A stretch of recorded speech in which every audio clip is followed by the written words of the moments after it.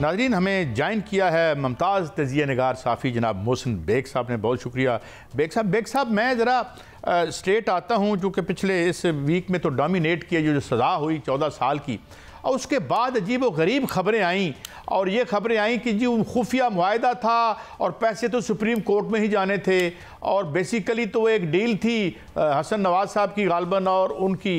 तो इसको खुफिया रखने की क्या ज़रूरत थी? और जो मेन प्लेयर हैं जनाब मलिक रियाज साहब, ही फिगर्स नोवेयर, ये इसे आप कैसे देखते हैं और इसे खुफिया क्यों रखा गया, जबकि इसका पीटीआई इस गवर्नमेंट से तो उस वक्त लेने देना कुछ नहीं था? बेग साहब। अच्छा काजी साहब, ये एक लंबी डिटेल हो जाएगी, लेकिन मैं आपको मुख्तसर ये बता देता हूँ कि ये पैसे जो थे, जब नेशनल क्राइम एजेंसी ने इसको इन्वेस्टिगेट किया, वो बहुत से लोगों को करते हैं 180 डेज में। और नेशनल क्राइम एजेंसी ने आपका जो है जुर्म या जो भी एलिगेशन आप पे लगाया है इन पैसों के इवज, वो उन्होंने प्रूव करना है। After 180 days they have to release this money. और ये पैसे क्योंकि ज्यादा थे, वो तो 30,000 40,000 पाउंड पे भी ये इस किस्म की कार्रवाई शुरू कर देते हैं। तो मलिक साहब ने 180 डेज से पहले उनके पास कोई ऐसी चीज नहीं थी, क्योंकि ये पैसे मैं आपको बता दूं, ये पाकिस्तान से नहीं गए थे, ये यूएई से गए थे और थ्रू बैंकिंग चैनल ही गए थे। अब क्वेश्चन ये आ जाता है कि एक पाकिस्तानी जो कि पाकिस्तानी नेशनलिटी रखता हो, उसके पास यूएई में इतने पैसे कहां से आए?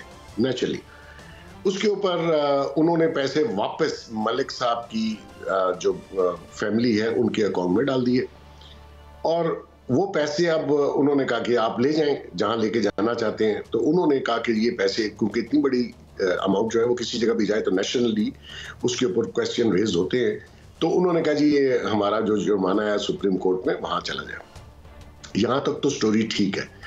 अब नेचुरली वो जुर्माना, जब वो अमाउंट इतनी बड़ी जब आए, तो उसके ऊपर आपको टैक्स भी पे करना है और ये भी बताना है ये पैसे आपको वहां इतनी बड़ी अमाउंट जो है वो आपको पास कैसे थी, क्योंकि आप पाकिस्तान में टैक्स पेयर हैं।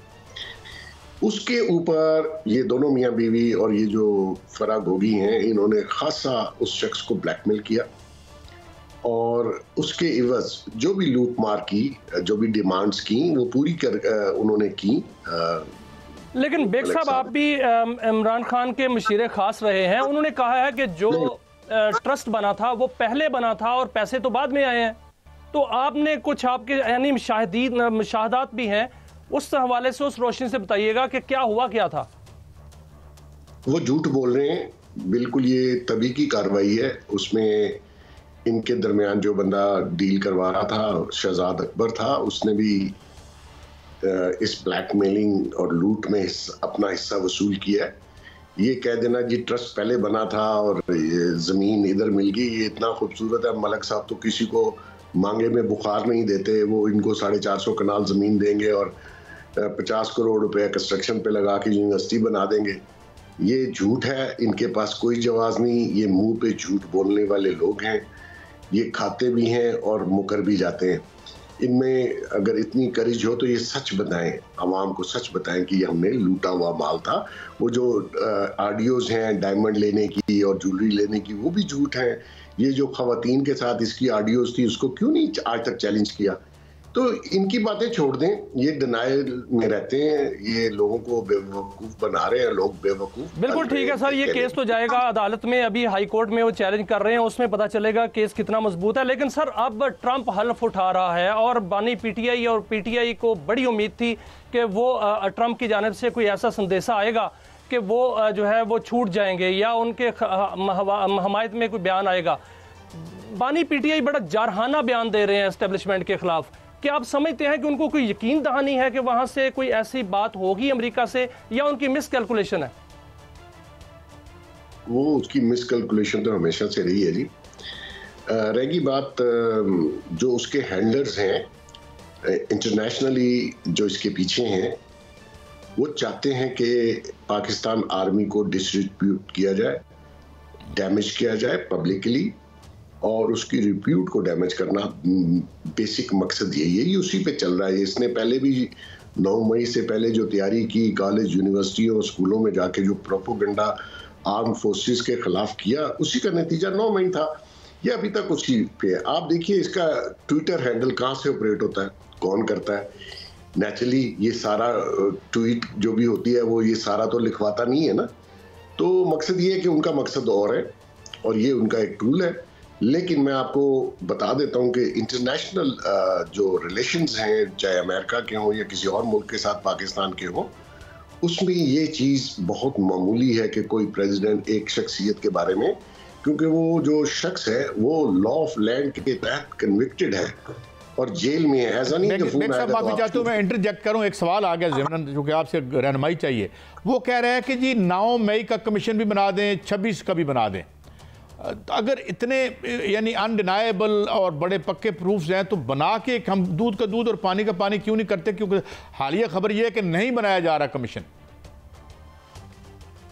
काजी साहब, जो डिमांड इन्होंने कमीशन बनाने के लिए गवर्नमेंट ऑफ पाकिस्तान को और कमेटी को दी है वो जरा पढ़ लीजिए। उसके TOR भी PTI की कमेटी ने खुद बनाए हैं। हालांकि कमीशन अगर गवर्नमेंट बनाए तो फिर कमीशन के जो TOR है कमीशन का हेड बनाता है। ये नहीं होता कि आप कमीशन के TOR पहले जमा भी करा देंगे, इनके तहत कमीशन काम करेगा, ऐसा नहीं होता। अच्छा, दूसरी बात ये है कि ये कहते हैं जी 9 मई हमने किया ही नहीं, ये 26 नवंबर भी हमने नहीं किया। तो भाई कोई इंडिया से आ गया था जिन्होंने ये किया है? कौन लोग थे वो जो आपके पकड़े गए? यानी कि पकड़ा जाए तो ये डिसऑन कर देते हैं, रिहा हो जाए तो उसको ऑन कर लेते हैं। तो ये अपने आप से झूठ बोल रहे हैं। कौम को तो छोड़ ही दें, ये लोगों को साथ वर्गला रहे हैं। 9 मई में और 26 नवंबर में ISPR भी इसमें वाजे कर चुका है कि कमीशन उस पर बनता है जिसमें अबहाम हो। अबहाम तो इसमें है ही नहीं, और कमीशन अगर बनना है तो 2014 से बनना चाहिए। आप क्या समझते हैं कि फिर 2014 से तहकीकात शुरू कर देनी चाहिए? फिर देखिए, ये तो मियां साहब ये जो बातें हैं ये टाइम पास है, ऐसी अखबारों की शायद सुर्खियां है। ना ये कमीशन ना वो कमीशन आज तक पाकिस्तान में कमीशनों ने क्या निकाला है।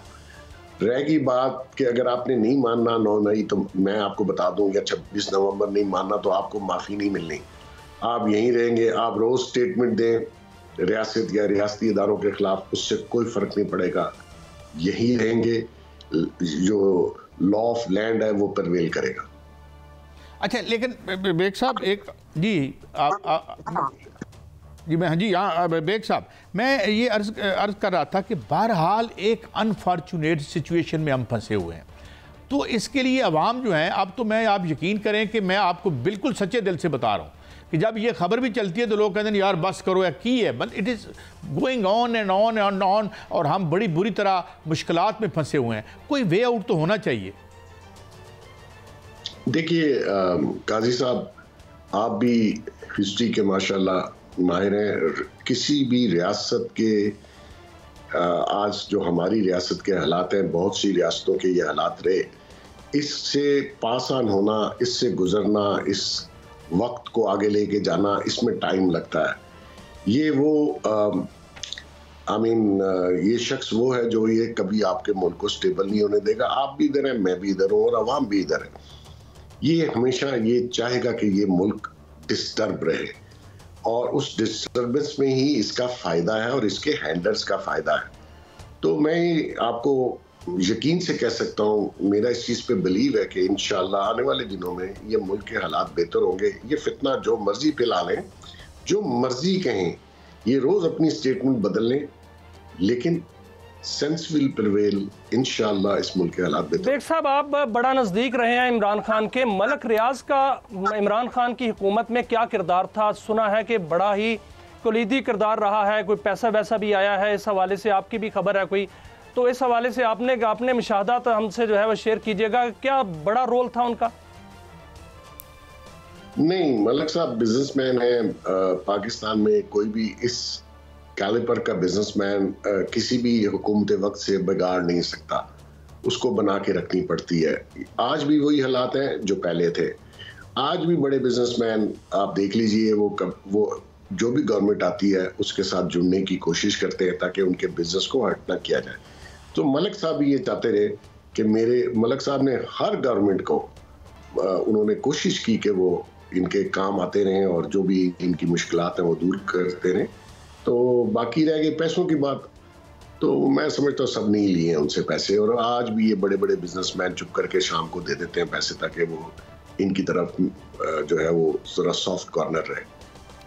मलिक साहब, तो आपको पता है महलात बना के भी तोहफा करते हैं जी, बिलावल साहब करते हैं। इनको भी ये जो घर है ये जरा पूछ लें बानी ऑनेस्ट आदमी से, और वो जो पीरनी है कि ये जो जमान पार्क का घर, ये इसकी कोई एक रसीद दिखा दे, कोई एक तकिया भी अपने पैसों से खरीदा हो तो बता दे। लेकिन बेग साहब, हम तो ये रोते हैं कि इस मुल्क के गरीबों के भी घर बन जाएं, उनके सर पे भी असर हो। बहुत शुक्रिया।